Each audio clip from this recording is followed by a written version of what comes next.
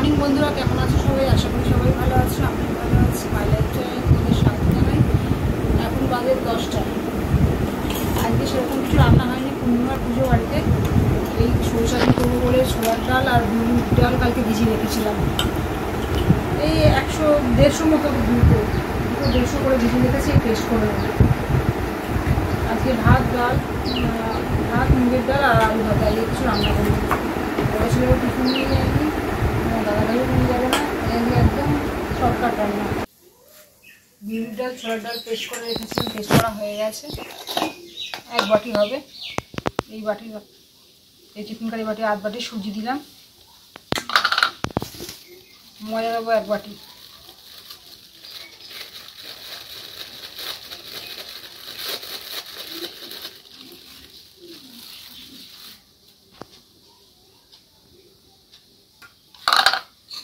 পরিমাণ মতো নুন দিয়ে দেবো।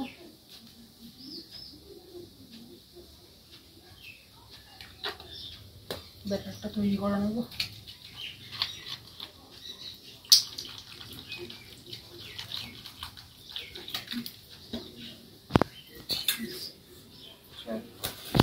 ব্যাটার রেডি হয়ে গেছে। ছোলার ডাল, বিউলির ডাল, সুজি আর ময়দা দিয়ে করেছি। দেখি এবার ভেজে কেমন লাগে। যে ব্যাটারটা রেডি করে রেখেছিলাম, ব্যাটারটা আমার পুরো একদম রেডি হয়ে গেছে, সুজিটাও ফুলে গেছে। এবার ভেজে নেব।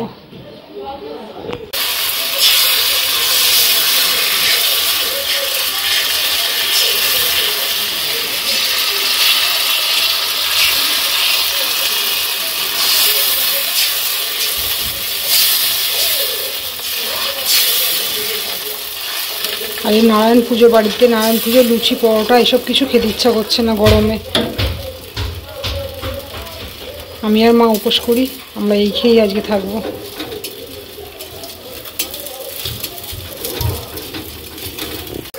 একদম কম তেলে গরমের মধ্যে খুব ভালো খাবার এটা। অম্বলটাও হবে না। যা